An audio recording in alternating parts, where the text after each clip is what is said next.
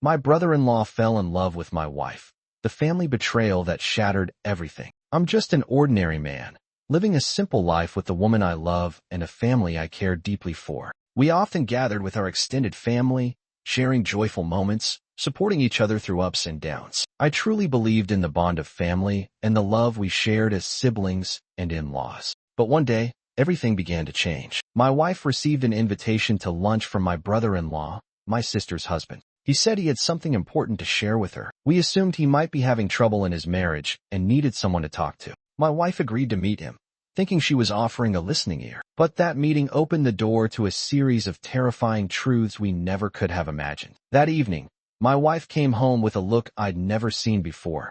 Pale, shaken, distant. I asked what had happened, but she stayed silent for a while. Later, sitting across from me at our dining table, she broke the silence with a trembling voice. He said he's in love with me. My heart dropped. I blinked, confused. Who? I asked, as if I hadn't already guessed, and she confirmed my worst fear. My brother-in-law, my own sister's husband, had told my wife that he was in love with her. He had carried this secret in his heart for years, and now he had decided to confess it, hoping, what? That she would return his feelings?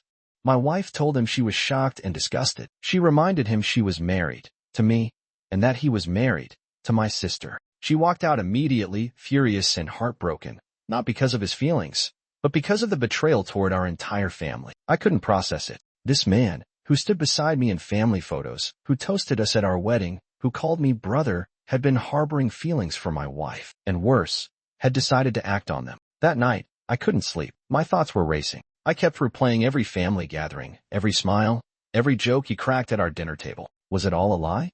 How long had he been pretending? How many times had he looked at my wife with thoughts I never knew about?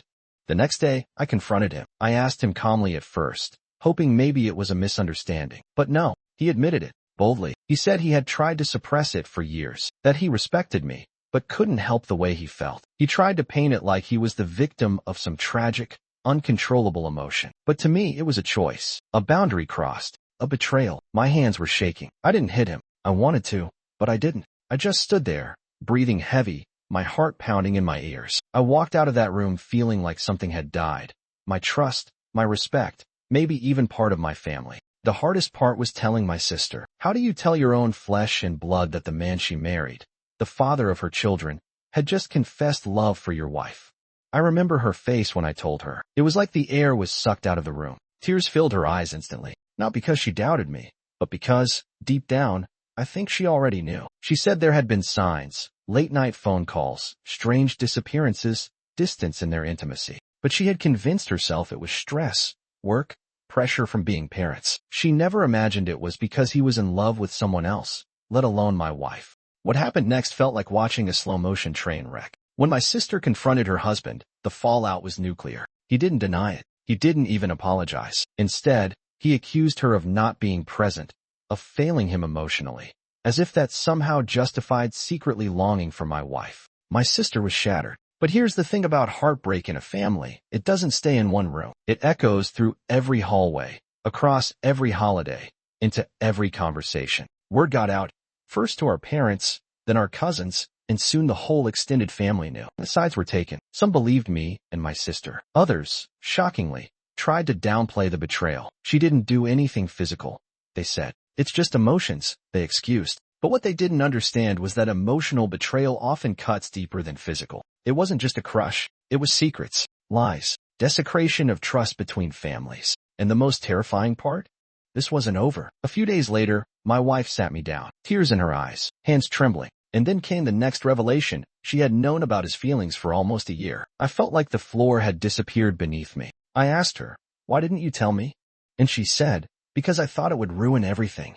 And I didn't want to believe it was real." That was the final crack. My world collapsed. Trust isn't always shattered by betrayal. Sometimes, it's broken by silence. The silence of someone you love choosing not to protect the truth, choosing to keep you in the dark, for your own good. My wife said she never reciprocated his feelings. She said she ignored his texts, avoided being alone with him, never encouraged it. But the fact remained, she didn't come to me. She let me laugh with him at barbecues, let me stand beside him as family, while he was secretly hoping I would one day be out of the picture. I wanted to scream. I wanted to walk out and never look back. But we had kids. We had a life. a home. This wasn't just about heartbreak anymore. This was about foundation. Could I trust her again? Could I ever feel safe knowing that the danger wasn't a stranger, but someone we welcomed into our lives every weekend?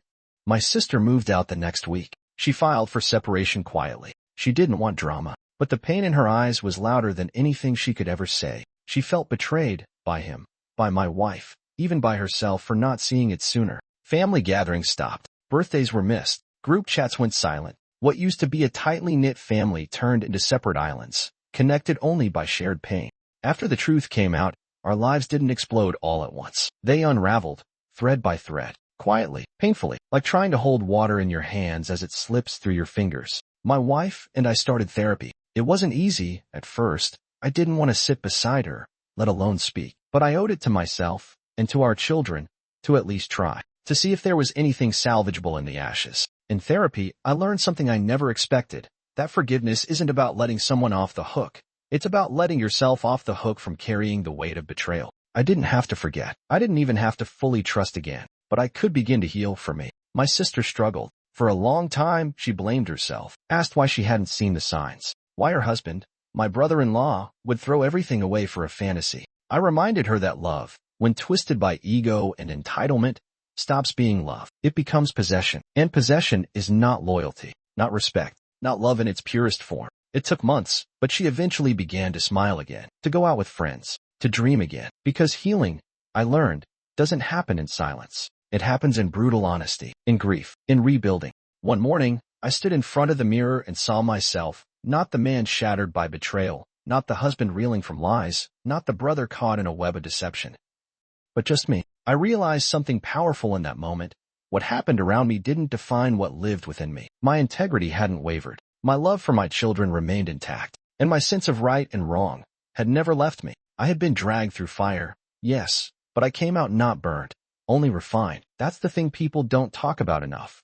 When your world collapses, you don't rebuild it the same way. You rebuild it wiser, stronger, with deeper roots and firmer foundations. I started setting boundaries not out of anger, but out of peace. I reconnected with old friends, joined support groups, and poured my heart into writing. Each word, each page, helped me stitch my soul back together. I began to laugh again, not the forced, empty kind, but the kind that bubbles up when you remember who you are. The kind that reminds you joy is still possible, even after everything. My children saw the shift too. They didn't need to know the whole story. All they needed was to see their father standing tall, loving fiercely, and showing up, day after day. And maybe, just maybe, that's the legacy I'll leave behind. Not the pain, not the betrayal, but the resilience. That no matter how dark it gets, you can rebuild. You can come back to yourself. Because what was never broken in you doesn't need fixing. It only needs remembering.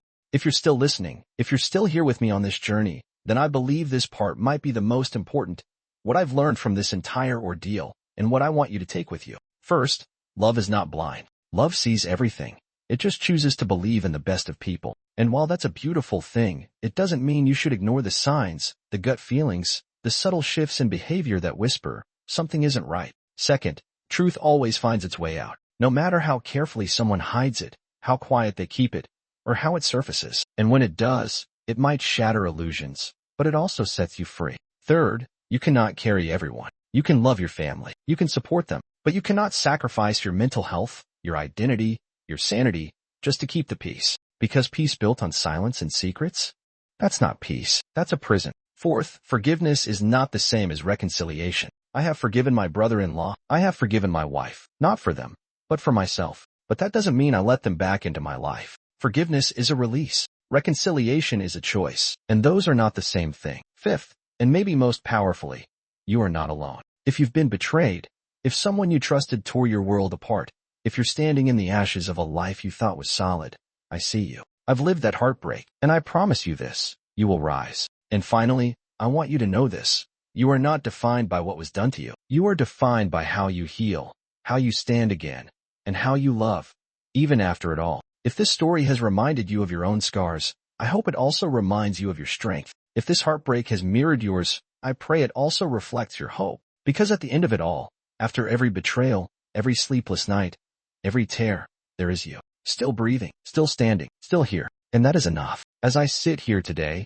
speaking these words into the quiet, I'm not speaking from a place of bitterness anymore. I'm speaking from a place of healing. The truth is, I've lost a lot. I lost trust in people I once called family. I lost the life I built. I even lost parts of myself I didn't realize I was clinging to. But I've also gained something I never expected: clarity. I now know what I will and won't tolerate. I now know what real love looks like. It's honest, it's consistent, and it doesn't flirt with betrayal. I now know that my worth is not tied to being someone's spouse, someone's sibling, or someone's secret. And if you're listening to this, maybe you've been betrayed too. Maybe you've watched your world fall apart, like a house of cards in a storm. Maybe you've sat in your car, staring at the steering wheel, wondering how you'll ever piece things back together. Let me say this as someone who's lived through it. You will rebuild. Not all at once, not easily, not without pain, but day by day you will create new joy. You will set new boundaries, and you will find peace, not because life is perfect, but because you refuse to let darkness have the final word. To those who stayed with me through this story, thank you for listening, for feeling it with me, and maybe, just maybe, for seeing yourself somewhere in it too. If this story resonated with you, if it made you feel a little less alone, then please consider sharing it. Not for me, but for the next person silently suffering, unsure if anyone else has walked through what they're facing now. You're not alone. You're never alone. There's light ahead. Even if all you see right now is shadow, walk toward it, one step at a time. And above all, choose peace every single time. Until next time, this is your name or channel name. Be gentle with your heart.